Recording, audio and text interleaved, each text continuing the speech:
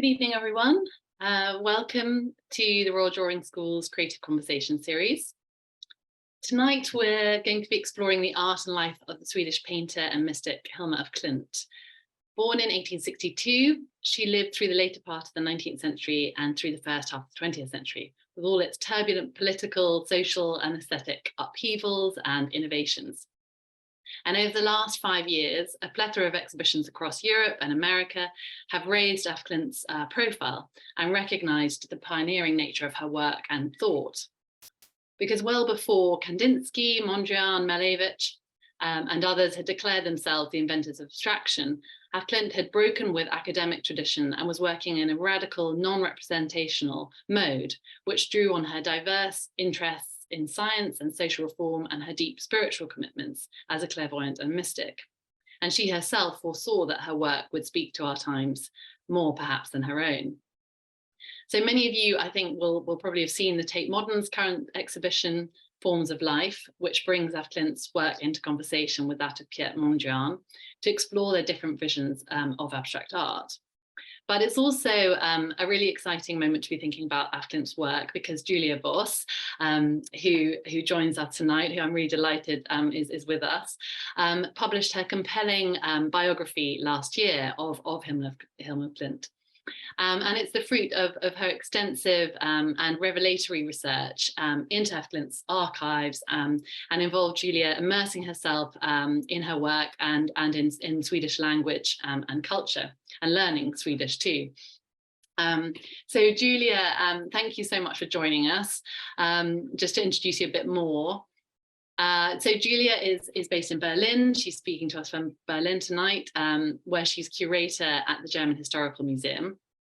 And as I mentioned, I really can't recommend her biography, which was published by University of Chicago Press, highly enough. And others clearly have felt the same, as it was shortlisted for the Nonfiction Prize at the Leipzig Book Fair. And she'd also previously received the Sigmund Freud Prize for Academic Prose and the Louise Buchner Prize for Journalism. So in our conversation, Julia is going to be taking center stage and drawing on her biography to lead us on a journey that will take in the diverse currents and developments in Af Klint's work and in her life. And we'll have plenty of time for questions at the end, so you can leave your questions in the Q&A box, chat box, as usual. And I'll be keeping an eye on those too. So if you want to drop suggestions or messages in as we go, then you're welcome to do so. But welcome, Julia. Warm welcome to you. Thank you, Claudia. Thank you for having me, and thank you for this very nice introduction. And thanks, and hello to everyone. Thanks for joining. Great you are here, and I'm very much looking forward also to having your questions and comments later. Great. So we've got some wonderful images that Julia's put together for us. Do you want to just share your screen, Julia? Yes.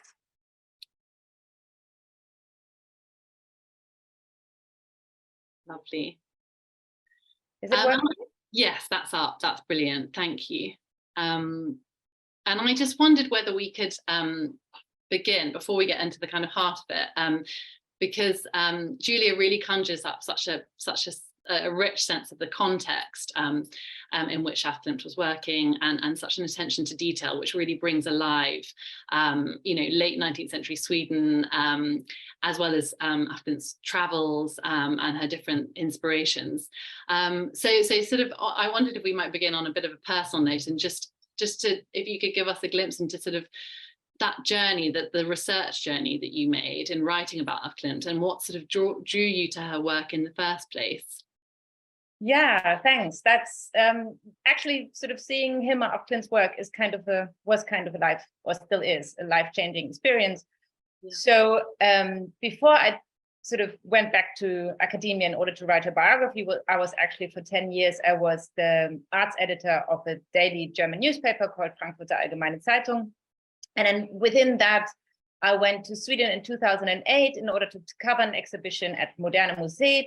And then I was taken around the museum by a curator, Iris Müller-Westermann, and she showed me around the museum, and she introduced me to the first works, because they had them on loan in the exhibition, to the first works by Hilma af Klint. And I was absolutely taken away, and I was also taken away by the story Iris told me, that went with Hilma Af Klint, and I left the museum and I was puzzled, and I was happy and angry at the same time, because happy because it's great to meet, a wonderful artist. And on the other hand, I wondered, how could that be? How could sort of such an important artist with such a, vast amount of works and such compelling, large-scale works, how could she be buried by art history? What happened here? And so I was really sort of, these two questions sort of stuck with me. The question who she was, and also how it could be that she got forgotten.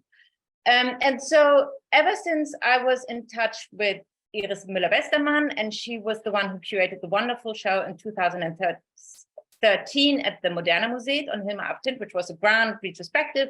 There were retrospectives before, but that was the retrospective in a large modern arts museum that would actually also really claim her as a pioneer of abstraction and not just an interesting case. And this wonderful retrospective also toured through Europe to several places, also to Berlin. And so ever since I was sort of in touch with Iris and followed sort of what happened with Hilma Af Klint and the various places the retrospective was shown, brought to and everything. And then I got an offer by an Institute of Advanced Studies here in Berlin called the Wissenschaftskolleg, and they invited me to have a sabbatical basically from journalism for a year. And I thought, oh, I'd love to do something on Hilma Af Klint, sort of on art and science, because I also did a lot of history of science before. Actually, I studied Charles Darwin and the pictures he published in his books and sort of used in his research.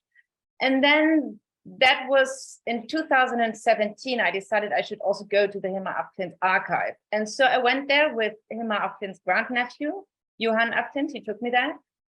And I looked through the archive, and there were so many things where I thought, oh, this is, even though at this point I didn't speak Swedish, I thought there were so many new things that I've never heard about, and that I found that sort of gave a completely different picture of Hilma Af Klint. For example, I found a notebook which was entitled Italian Travel. So then I went to Florence actually with my husband to find the place where she stayed and sort of find the window from which she sketched a certain church and everything. And we could verify it. So she was actually in Florence. And I thought, okay, if she was in Florence traveling with her friends there, and also making sketches and everything, and you could see from the notebook that she was completely enthusiastic about sort of Italian religious painting.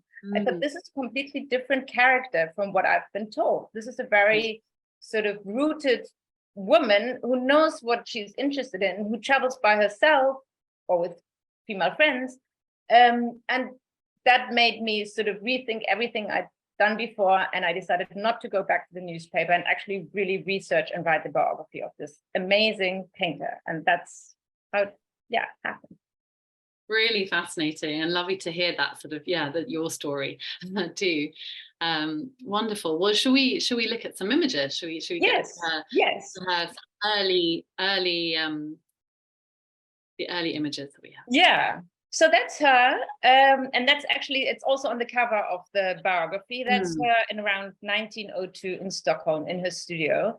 And I like this image a lot because I think it reveals a lot about her.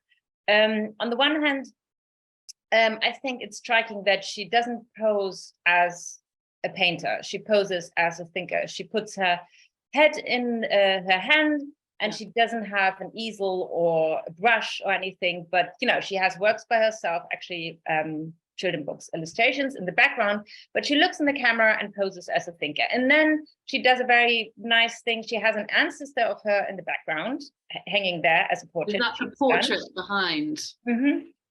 Right. And there is a flower with a tulip. There is a vase with a flower with a tulip, and the tulip is sort of, you can see it's sort of going down, so it's growing old. And so in a way, there is a circle of dead and deceasing and the young Hilma Af Klint, which is, you can read as a circle of life and sort of incarnation and rebirth. And I think this sort of, that things become and sort of move in a circle of time is something that is really important to her and her view of the world. And I think it's no coincidence that she sort of staged it in this way. And I think also this kind of staging is something very peculiar for her. Also with her, she left over 100 notebooks, and she left this vast corpus of paintings and everything. But she also edited everything she left for us. So she sort of thought about how we should perceive her in the future. And this, yeah. So she was very conscious of posterity, wasn't she? Which is so. She is. Yes, she is. Yes, and people often circle back to that idea of her sort of thinking about her work as destined for the audiences of the future. And I don't know if that's something you'll touch on later, but that's... yeah, I will. But quickly, because I know sort of that's also something that I sort of slowly discovered when reading notebooks, and I learned Swedish for that. So when I started, people thought that she didn't exhibit during lifetime and didn't want to. And I think sort of that this impression came about because she wouldn't leave any traces of the exhibitions she participated in. You have to go to other archives in order to find out about this. But in fact, she exhibited during lifetime. It was only when sort of in the late 20s, early 30s that she decided that sort of her fellows, her contemporaries, shouldn't have the last word, and that she will dedicate her work to the future. So this is something that came about after, I would also say, a certain amount of failure of trying to get an audience and to reach out to an audience. But the nice thing about it is that she never sort of doubted what she was doing, but she doubted sort of the beliefs her contemporaries were having. And so she sort of flipped it and said, if you don't want to be my audience, I'll have a better audience in the future. And that's, she was clearly right. Yes, a more evolved audience, or not. But yes, it's so interesting, that idea of kind of evolution and audience, and how that sort of, you can think about that right through her work, can't you? So yes, a really revealing photographic portrait there. Yeah. So since we're at the Royal Drawing School, I thought I should also talk about her education, which is also special. Hilma Af Klint got a proper arts education at a Royal Academy of Art. And actually the Royal Academy in Sweden was the only royal, and that means sort of state academy, that would allow women at this point to study art. And here we have her in the 1880s as a young student, and now she poses as a painter with an easel, with brushes, in a studio, with also things in the background. And here we also have a beautiful little drawing she did in one of her notebooks of a fellow student in her class. Actually, women were allowed to study, but they were not mixed with the men. So they were in separate classes. There was a female class and a male class. And also they were admitted to the Royal Academy. There was a lot of controversy about it. So even sort of in the 90s, there were male artists sort of claiming that women should not be allowed, and actually that they have proven not to be worthy at the academy. So although they had achieved that, it didn't mean they were seen as equals, but still they were there and they were studying. And I think the main controversy often came from the fact that if you allowed women to study at the academy, you should also give them access to nude drawing. And so that's something very unusual at this time. Very unusual. Across Europe. Yes. So you would have dressed women drawing undressed men. And that was believed to be sort of the, the biggest scandal imaginable at an art school. But it happened. And actually, I'm just showing one of her drawings. There are several. So they weren't completely naked. You would also have drawings of completely naked men, sort of from the islands and from going bathing and everything in her notebooks. But what she did at the academy were sort of thinly dressed men. And she was also a very successful student. So she got prizes and awards and even a scholarship. And she got a prize for this painting called Andromeda, which is, a theme from antiquity. And usually the scene is Andromeda is sort of chained to the stones, waiting for the sea monster to be sacrificed to the sea monster. And so then last minute, Perseus arrives to, how do you pronounce him? Perseus? Perseus, yeah. And he's Perseus. Okay. Whereas he's strikingly absent. Yeah, and he is absent there. And that's also, I think, is striking. Her Andromeda doesn't look like she has fear. And that's something I find also very striking. She looks almost like a sailor who's waiting for the ship to come, or sort of who's checking out what could be done about this miserable situation. But she doesn't look like someone who's, lost in fear and crying and, lost control of the situation. And one might read that also as a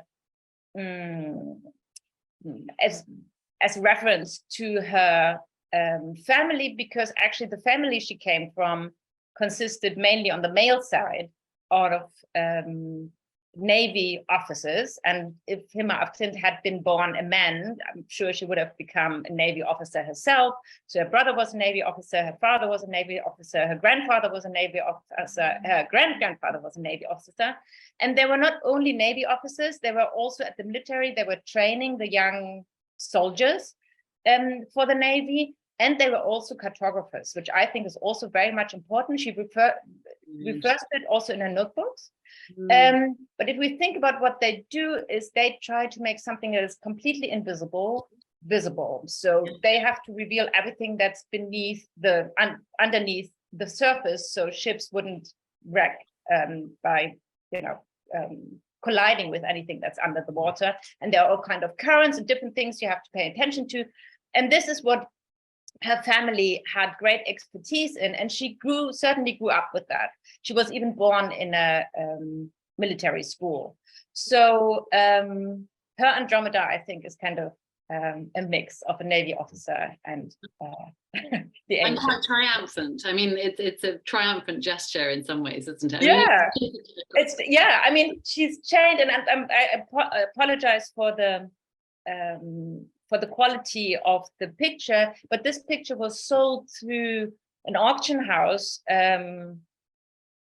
about 15 years ago, maybe. I would have to look it up. And we don't know where it is, unfortunately. So this is why we only have it in this quality. But it was sold long before, or at least years before, Hilma af Klint got this kind of internationally famous artist. So it wasn't sold for a lot. And now we don't know where it is, unfortunately. So maybe we'll find out someday. Something to be real, yes. Yeah. So I titled her a revolutionary mystic, and I thought I should say why. And I start with the kind of work she's now famous for. That is the first series she does in 1906, when she and her friends decide that what they have been doing so far should be the center of everything they are doing. And then Hilma af Klint decides that she shouldn't, sort of her main work is now on the spiritual realm, and she's not solely an academic painter anymore. She keeps on doing portraits every now and then. It's not like she completely quits that, but her focus absolutely sort of shifts. She is then 44 years old. And embarks on this new encounter, and it's 1906, and that's the first series called Primordial Chaos, which consists of rather small, and I think they are also in the exhibition right now in London, of rather small scale paintings, mostly in green, blue, and yellow, and blue and yellow are primary colors, and green is the mixture of it. And actually the colors have a very definitive meaning for Hilma af Klint. It's a dualism coming together in green, and blue and yellow is often for her representative of the two sexes, of male and female. Blue is female, yellow is male, but sometimes switches, so nothing is completely kind of fixed in a world, but mostly it's that. And you will also realize that there are a lot of metaphors of melting and combining and moving and so forth in these paintings. So I think even without knowing this, one would see that that there is a story of two things coming together. Yeah. I wonder though, if you might say something about the series, how she works in series, and that, that's something that we can talk about later on, because it's something that comes up and over and over again. But that sort of decision to work in series, I mean, was that connected with her ideas about spiritual evolution, or the expression of a particular message, mediumistic in different forms, because she seems to always be working on a sort of a series all at once on a particular theme. Yeah, thanks for pointing this out. This is really important. So ever since she started doing that, or started that spiritual work, she would work in a series. And there's one series after the other, and it starts in 1906, and until 1915, she does series after series, and they're often very different in style. But they all together, they comprise the series of the Temple, and there are 193 works in that. And I think the series, it's a good question whether you could say she decides to work in series, because she would claim that actually it's not her decision. I mean, I will say a few words about this with the next slide. She claims that she gets offered to do the work and she accepts, but ever since she sort of said yes to the offer she got, she works in collaboration with spiritual forces and in collaboration with her female friends. So it's tricky to say it's a decision, but I think it's a decision to say yes to the spiritual offer.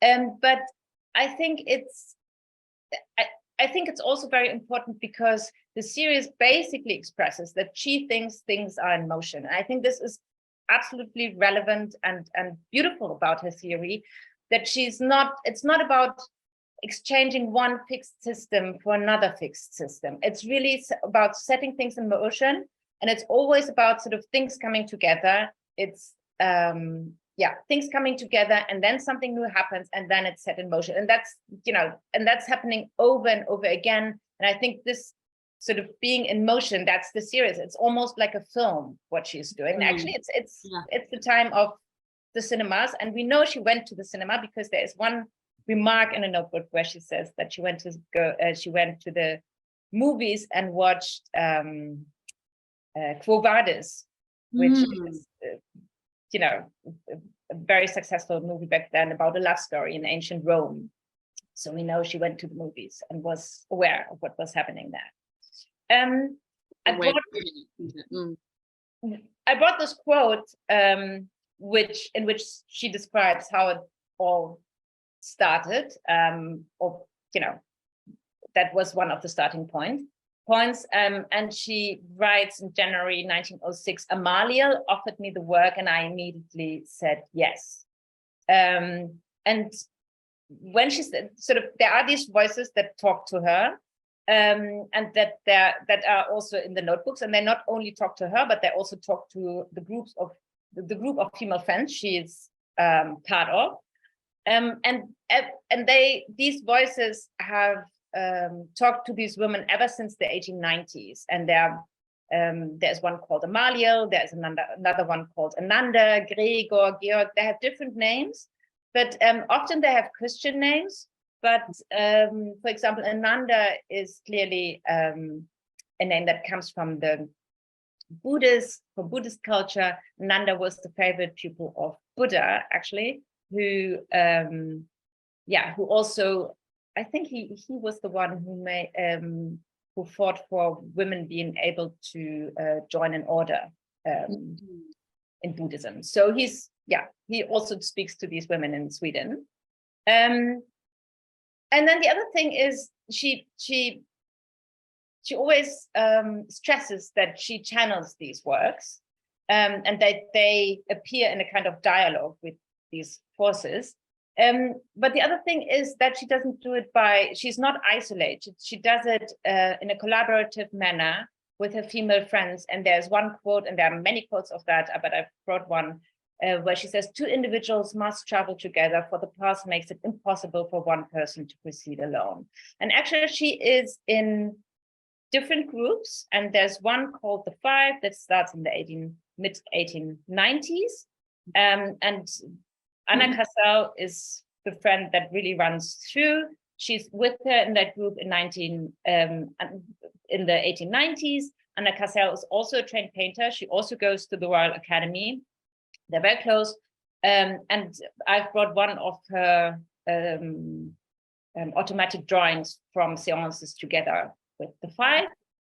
And then it is actually Anna and her who decide that they, should start this major big work in oil on canvas, and who start with that. And then a new group is emerging, and in the end, they will be 13. So, and then after that, Hilma af Klint does a lot of work together with a woman called Thomasina Andersson. So she's never just by herself. She's always surrounded by very gifted, talented women. And it's this collective actually that works together. It's so interesting, that sort of sense of the community of women, that sort of network working so closely together, and you bring that very vividly to life in your book, but also this kind of spiritual community, because these voices sort of appear, you get to know them almost as sort of as you yourself are sort of researching the notebooks, and their voices are sort of returning. But I wonder, very much. As actually, you really get to know them, because I think that was one of the reasons why I learned Swedish, because in the beginning I thought, oh gosh, in a way I was disappointed when hearing that she had this strong spiritual connection, because I thought, here we have a woman, who does extraordinary paintings, and why does she claim she's not the author of it, but some sort of spiritual forces? And I thought maybe this was, in the beginning, I thought, or I hope, maybe this is overdone by art history in order to exclude her. But then when I read it, I thought, no, it's not overdone. It's exactly like that. But the voices are they're not like they're the bosses of that story. They are really collaborative, and they make her compliments and say, this work is beautiful, and you would kneel down if you understood how beautiful it was and everything. So they're really with her and at her side, and they're not giving commands or commissions, but they really encourage her and work together with her. And actually, when she's older, she would also sometimes turn things down or say, I need to think about it. I don't know whether I can do it. She grows in confidence. That's really interesting. Yeah. And I just wondered if you could evoke a bit, because obviously, many in our audience are sort of thinking carefully about drawing and drawing as a practice. And it's so interesting that drawing is the sort of for the women, in their initial seances and work together, that the drawing is the expression of these spiritual messages. And I wondered, you talk about in your book the sort of various methods by which they make these drawings, and I think with different devices. I just wondered if you could just give us a little flavor of that, just before we sort of go on any further.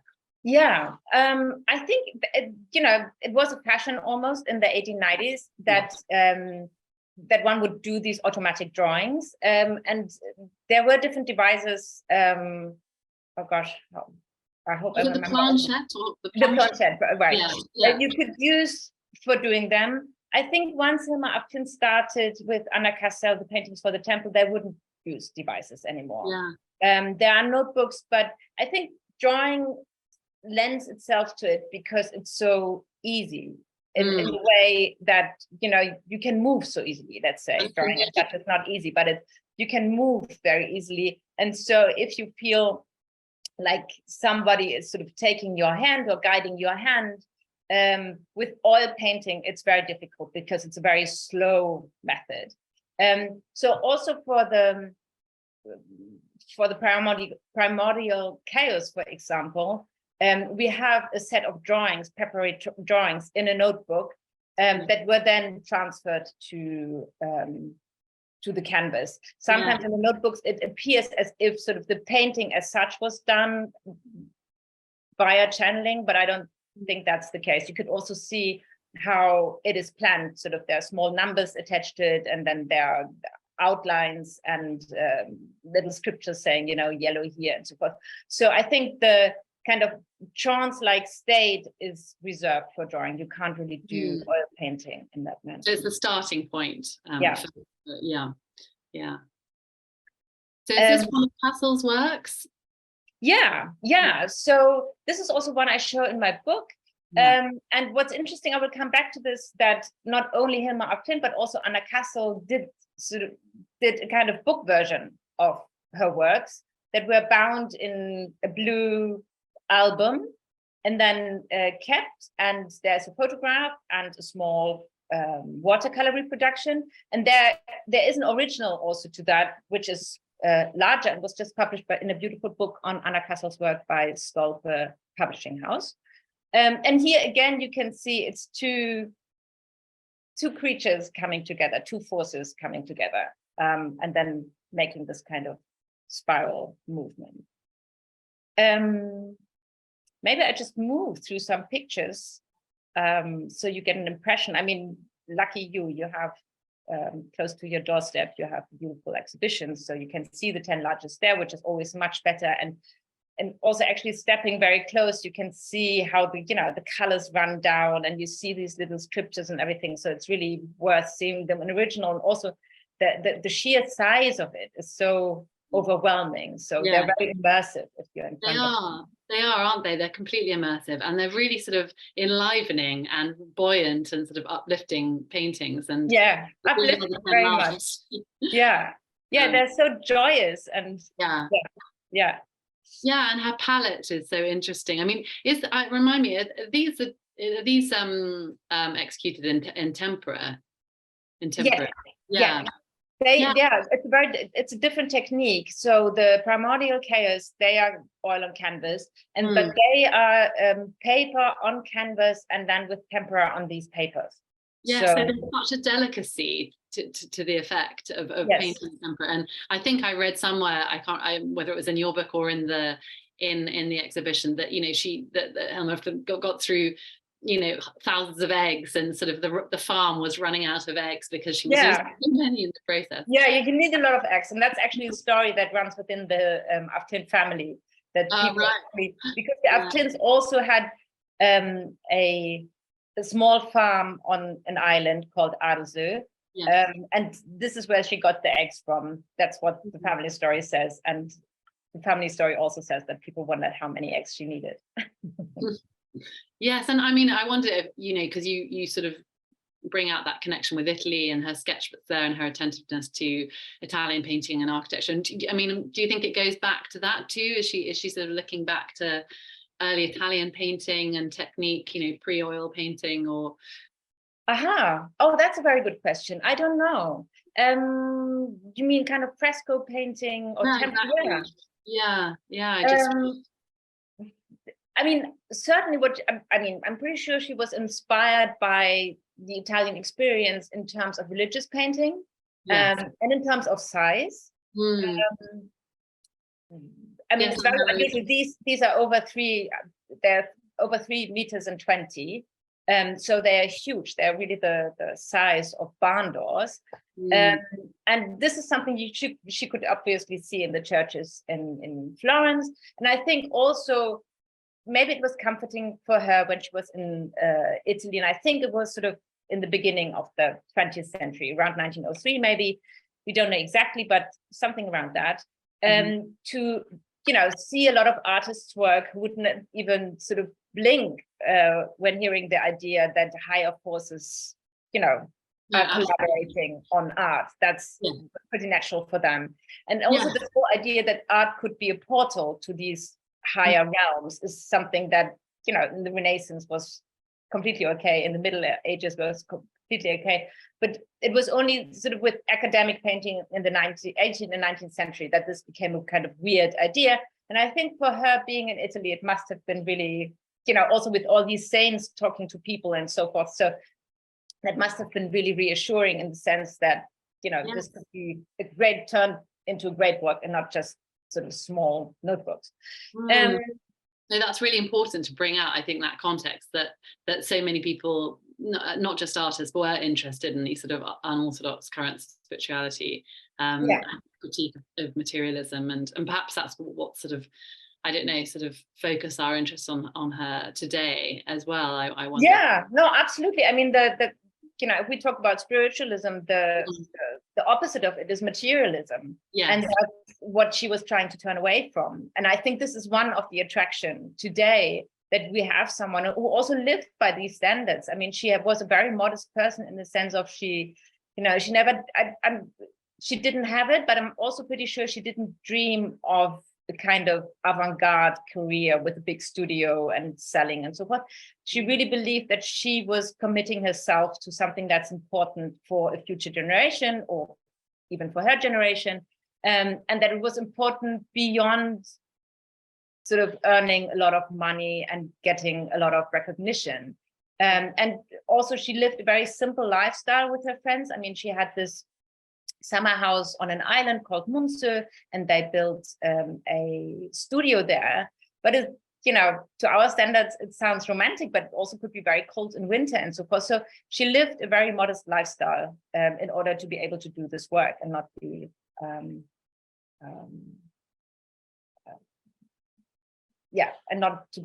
order to concentrate. Yes, yes, very aesthetic in many ways. Mm. This is a beautiful series that actually she did twice, and there's also a beautiful book that was published by David Swirner Books, in which I have and others an essay on this series called Tree of Knowledge. Yes, that's really strong. And there's a real delicacy that they're much smaller, aren't they? The Tree of Knowledge paint. The Tree of Knowledge is really small, and they are also watercolors. Yeah, very delicate. And again, they are on display at Tate. I think some of them. I don't think it's the full series. I think no, it's the whole series. That's it is. Okay. Yes. There's this one, and I think this also takes us into real politics back then, because it was the outbreak of the First World War that also plays a role here. Yeah.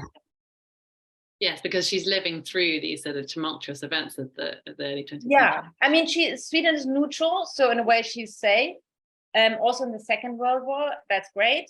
But she had a very close friend called and lover called Thomasine Anderson, and she was a nurse in the First World War, and she actually worked. There were soldiers that were being exchanged, strongly wounded soldiers that were being exchanged between Russia and Germany, and they went through Sweden, and this nurse sort of looked after them, and they saw all the atrocities of war, awful things.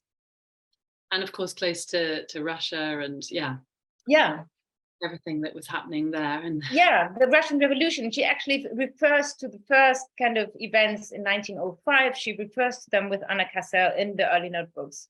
And makes a parallel, and says sort of that she's also, that there will be revolutionary events, and she sees herself as part of these revolutionary events. Yeah. That's actually the altarpiece is of the last series that. Isn't it? I wonder about color in that. I mean, in all of her work, but is there a particular kind of coding or kind of system of color that she's working with in that? I mean, I know that she was reading a great range of texts, theosophical texts, Besant and Ledbetter's thought forms, where they outline sort of the relationship between colors and thoughts, of particular thoughts and emotional states, I think.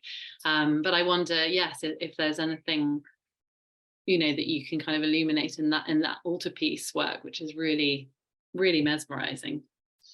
It is. I mean, I'm always cautious when it comes sort of to the question of codes in her work. She starts a notebook where she tries to systematize certain letters that come in her works and certain sign combinations. And she's also puzzled by that. She also tells the person that she's completely puzzled by that and doesn't know what to do with it. And I kind of don't believe there's a code. I think there are many different layers. For example, I mean, in the 10 largest, for example, there are many different layers to these paintings, and some of them are biographical. For example, you see this kind of small writing called Vestal Asket in it, and these are kind of double identities, alter egos, taken up by her and Anna Cassel. Anna Cassel's Vestal, she is the Asket.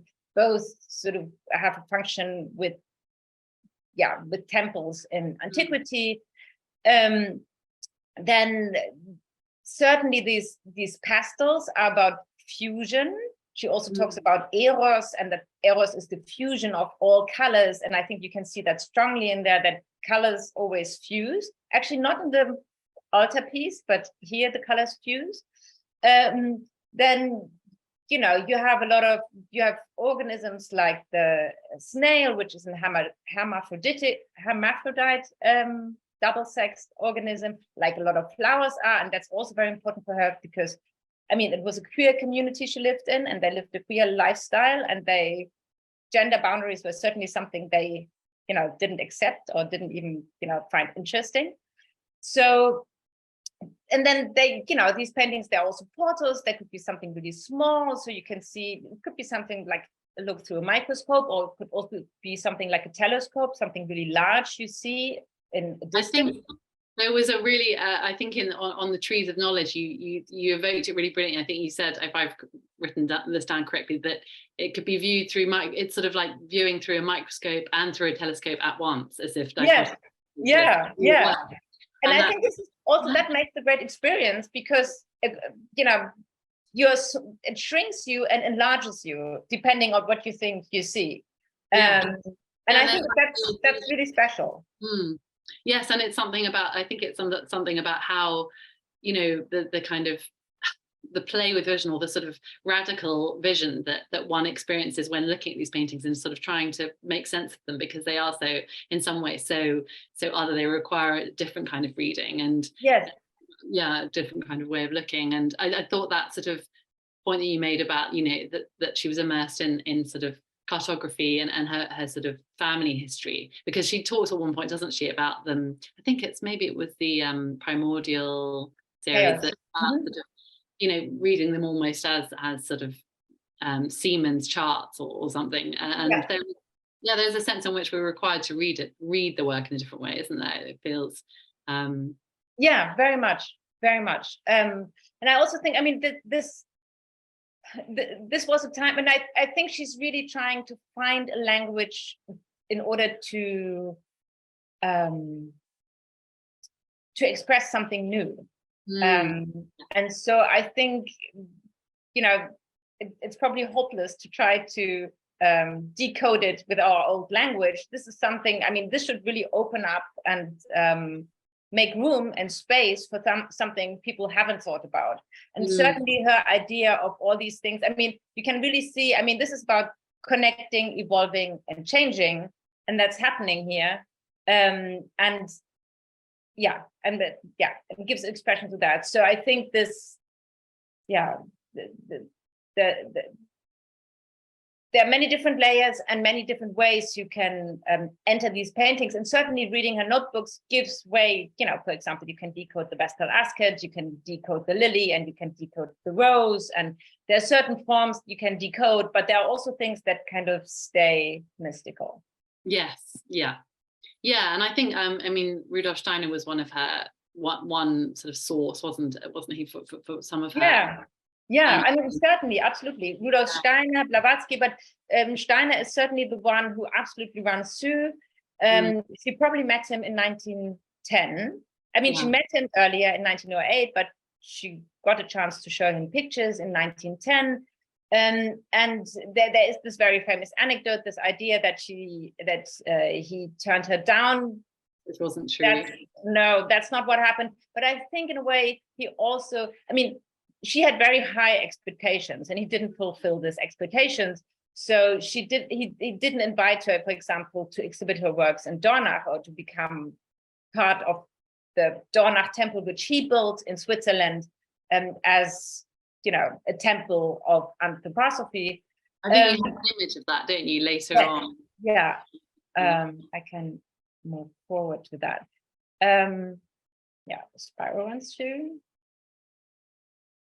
Well, that's maybe a bit later. Yeah, there was the quote with the Russian Revolution where she says, "The work must be carried forward by the people of the earth. The work refers to the liberation from the oppression of the higher classes." So that, written in 1906 and in 1905, the first eruptions of the Russian Revolution happened very close by, as we are reminded of today. Yes, that kind of geographical proximity. Yes, closeness, yes. And the other revolution for sure is the discovery of all these invisible forces like radioactivity, like X-rays, and so forth. So people really believe, and not only Hilma Af Klint, today we have radioactivity, tomorrow we can maybe telephone the dead. They really thought, if it goes on in the same pace, we'll discover more and more and more. But they were certainly right in acknowledging that there were many forces we didn't know of for centuries, and suddenly they are there, and they're very powerful forces, like radioactivity, for example. And there was a woman who got the Nobel Prize for it. Yes, Marie Curie. And she came to Stockholm. So, wait up, then. Yes. Donna. Yeah. The first Goetheanum, which unfortunately burnt down while Hilma af Klint was there, actually. And then it was rebuilt, and that's the Goetheanum we still have. But she went there 9 times between 1920 and 1930. And it's always Dr. Steiner in her notebook. Dr. Steiner runs through and is the reference person for everything. And actually, he dies in 1924 without sort of acknowledging her genius and without inviting her to be part of Donna. But nevertheless, also without turning her down, one has to say. I mean, he keeps her distance and encourages her to keep on doing what she's doing, but not necessarily with him involved. But when he dies, he becomes, he's still there in the notebooks, and they become closer and closer. So she speaks to him when he's dead, and once he's dead, he's also much more supportive. So that's what her notebooks are. Yeah, I was just on the color note, what he writes about, sort of it's never really a color code, is it? When in his writings on color, it's sort of living color and color as communication and conversation, which does seem to resonate with her work. So that's yeah, absolutely, yes. I wonder, should we allow questions? Should I sort of? So yeah, I think maybe just show us a few more images, and then I'll okay. Since we are in London, or you are in London, I should at least mention that she exhibited in London in 1928. In the Friends House, which is still there. Actually, last time I was in April when I came to London to see the beautiful Af Klint in Mondrian show. I also went to the Friends House, where there was the World Conference of Spiritual Science, in which she participated. And here we have the schedule, and it says, at 4 p.m. exhibition of paintings, Miss Hilma af Klint from Uppsala, with an address. And she talks about the size of the paintings she's showing. So it's very likely she's showed something from the Dove, from one of these later series, because they're talking about large paintings, but still not over 3 meters. So I think, it should be these later series. And the amazing thing is, she's just around the corner from Virginia Woolf, and there are a lot of similarities between those 2 women, also a lot of differences for sure. But Virginia Woolf is working on her famous lecture, A Room of One's Own, where she says whether there are 2 sexes in the mind corresponding to the 2 sexes in the body, and whether they also require, so she's wondering that, and whether they also require to be united in order to get complete satisfaction and happiness. And the same year she publishes the beautiful book Orlando, where we have someone who travels through time and changes his or her sex. He starts as a male aristocrat and then becomes a female, I think, bourgeois in the 20th century. So this is something I'm sure Hilma af Klint would be delighted by. She and her friends, they also think back of previous incarnations in antiquity, and often they have male incarnations. Early on, they are, warriors, ascets, kings, and so forth. And this ability to change the sex is something that seems very natural to them. And also this idea that there are cyclical incarnations, and that this evolution moves through these cyclical incarnations is something that's really important. Yes, and that's very in a way made manifest visually, isn't it? In those sort of vortexes and spirals that she we have a few of those that we just passed through. But But yes, let's sort of weave in questions as they come up from the audience, and if you're happy to, because I know absolutely, yes. But, and yes, we can maybe sort of just move through images as they come up, and if they seem yes, yeah, let's do that. Yes, because I've seen a question come up in the Q&A about which sort of probably sparked off by when we were talking about the sort of microscopic and so forth, and asking whether she ever used a microscope or drew from microorganisms. Yes, so she was actually together with Anna Cassel. They both worked at the Veterinary Institute at the beginning of the 20th century in Stockholm, and they did illustrations for a book on horse surgery. And that sounds less intriguing today, but I think it was really intriguing back then, and it was a very unusual place. In veterinary institutes, you wouldn't have any women. And I think this is because veterinary institutes back then were there for breeding, or for thinking about the best techniques and ways of breeding animals. So it was a lot about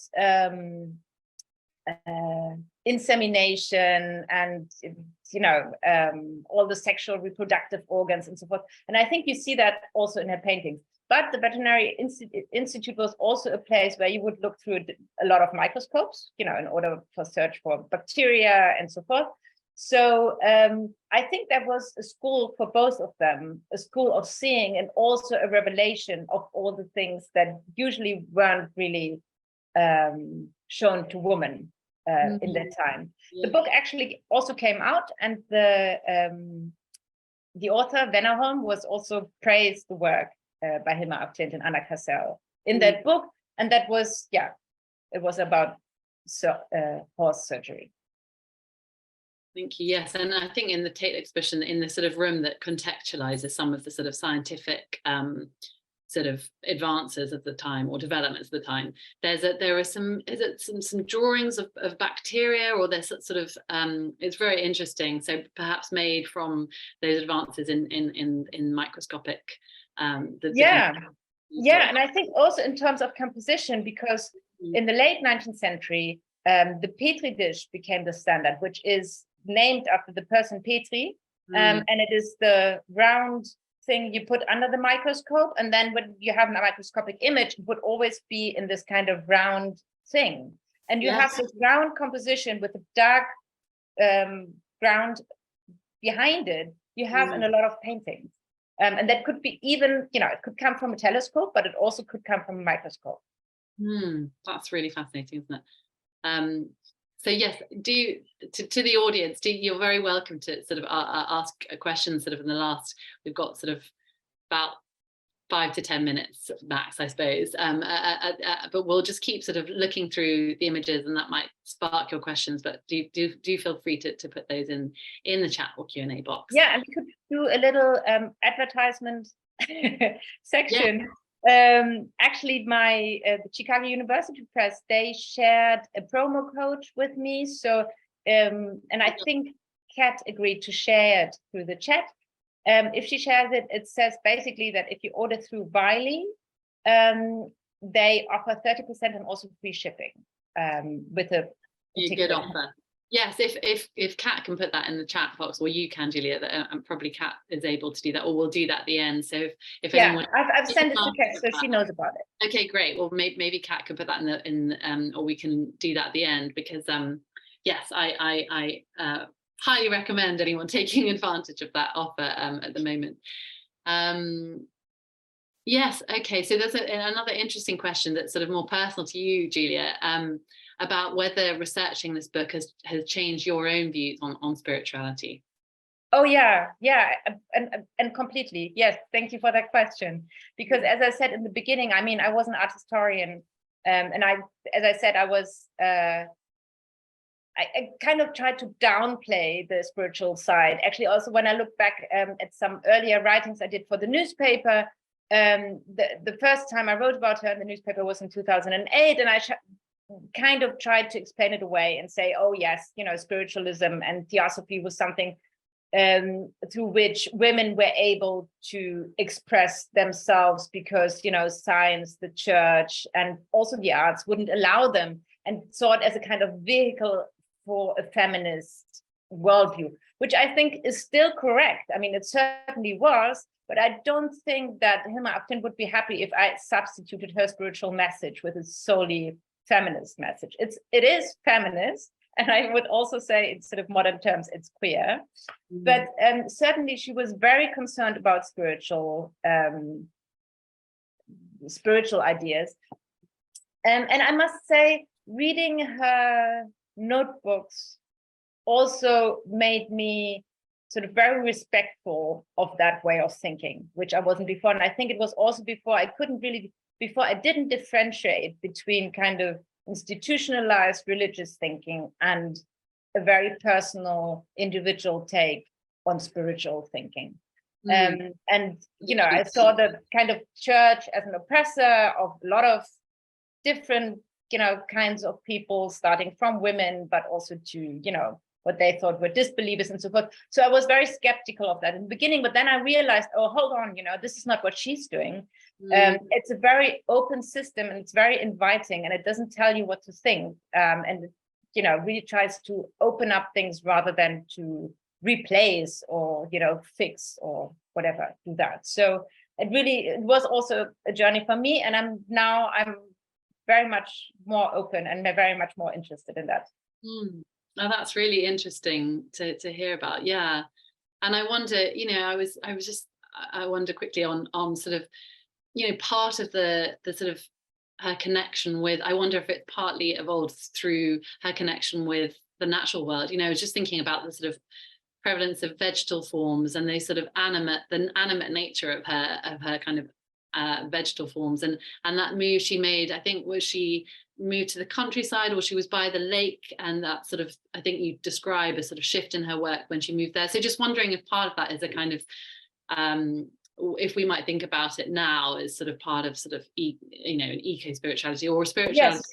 Yes. Is a lot. And I think that's beautifully also shown in the exhibition in the Tate, where they really insist on this ecological view of things. And Hilma af Klint, clearly it develops more and more. She has a very pantheistic side.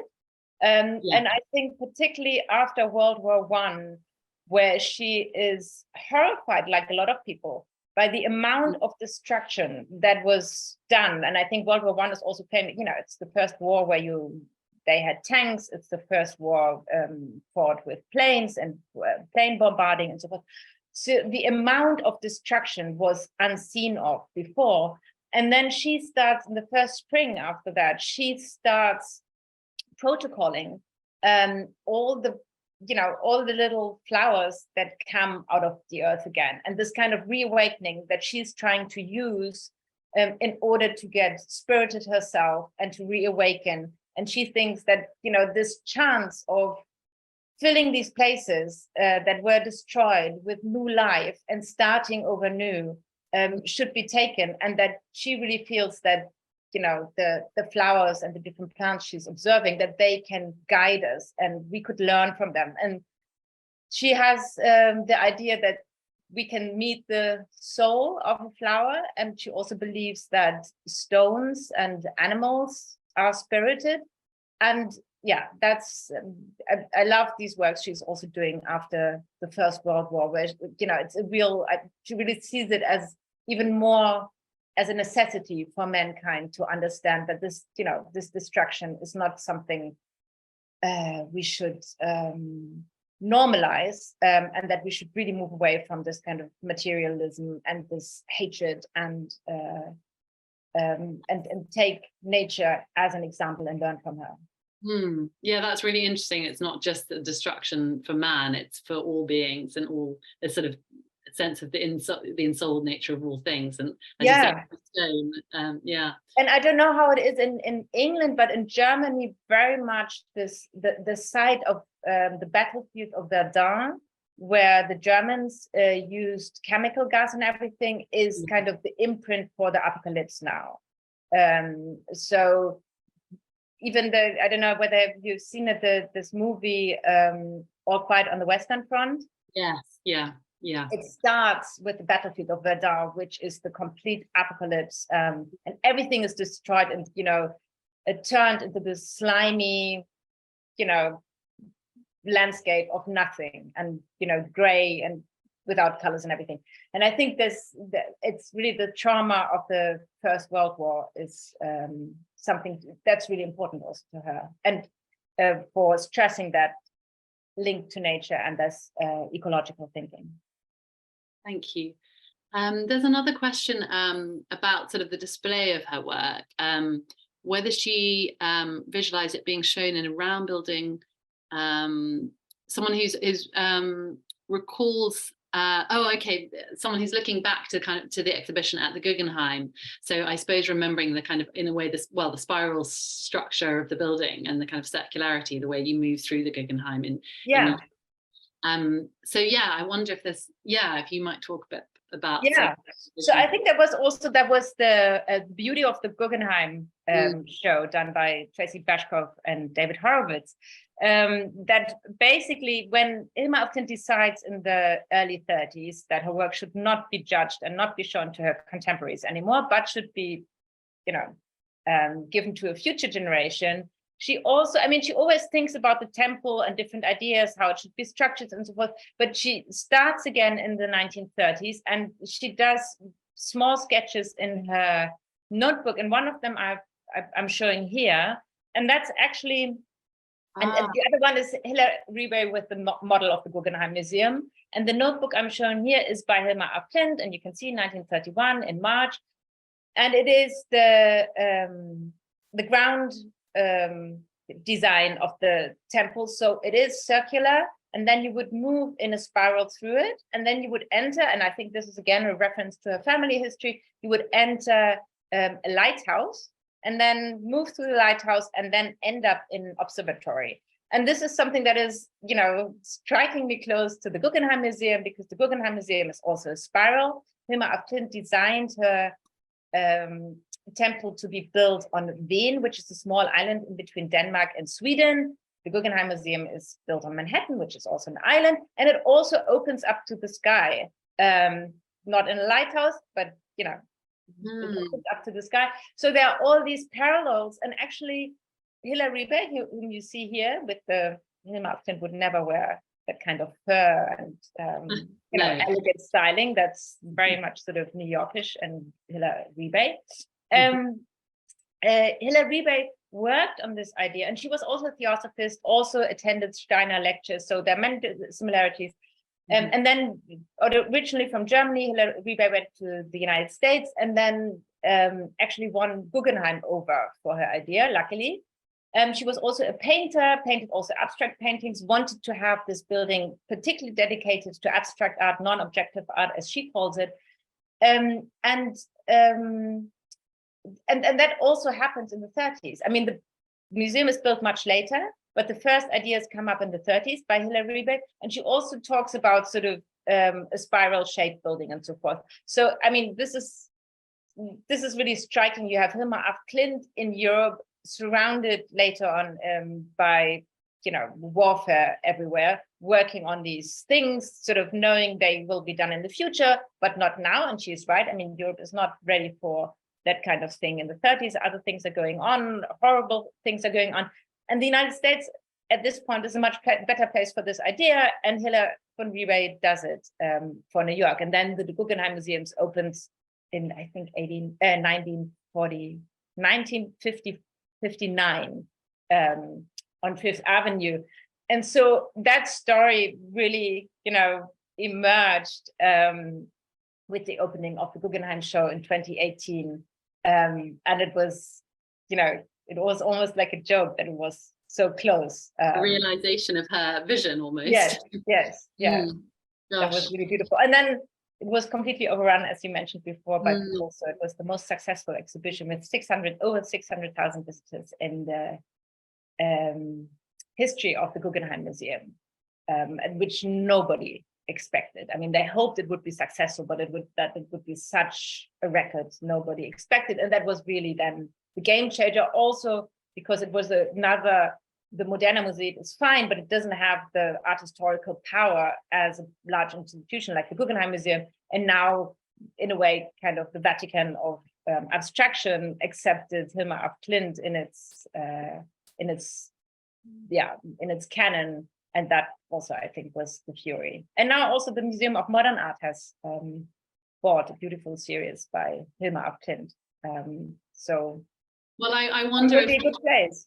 Yes, and I wonder. I mean, we unfortunately we're running out of time now, but I wonder if we could just finish with you just giving us a little sort of glimpse into what you're planning for. I understand there's an exhibition in the works that you're. Yes.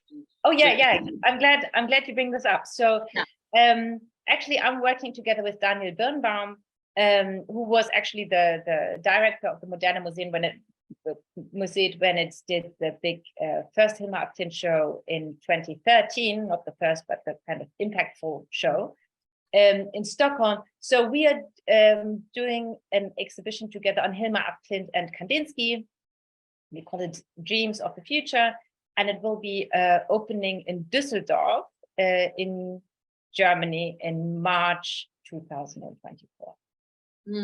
Fantastic. Well, that's part of the work of putting Af Klint into conversation with other and sort of research. I think it's really the next step. I so much enjoyed, and as I said before, I so much enjoyed the Mondrian Af Klint juxtaposition, because I think it really sharpens the eye. You look at the one side and then the other, and then you compare. And even in the, sometimes I think, but although they have so many similarities, that's really different. But I think this is wonderful to see that. And I think, it's what now also Hilma Af Klint perspective is still relevant. And, for example, Switzerland didn't have one so far. France didn't have one so far. So there are many places where it should be taken to, and it will go to Japan and different places. So I think this is important to do. But I think also in order to understand, what does that mean for art history? And I wrote an article called Art History Has to Be Rewritten in 2013.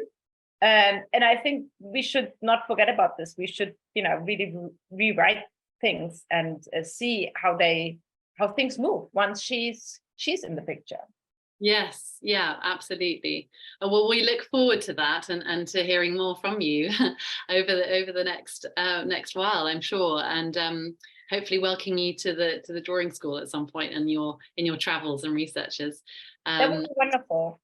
But we sadly have run out of time. But thank you so much. A really revelatory portrait I think you've given us in your biography and in the conversation. So many thanks, Julia. And thank you for your wonderful questions and conversation. Have we put the how is the and Kat, just to remind everyone, Kat has put the promo code in chat.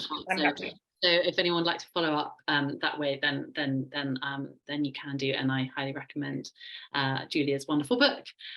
So thank you, thanks again, Julia, and thanks to everyone for listening. Thank you, Claudia, and also thanks for everyone attending. It's I would love to be in London and speak to you and keep on talking with you. That would be wonderful. Unfortunately, Berlin is not so close, but it was great to be there, and it was great to have the opportunity to speak. Great. Well, we'll make it happen in the future. Yes. Thanks, Julia. Okay, good night, everyone. Thank you. Thank you.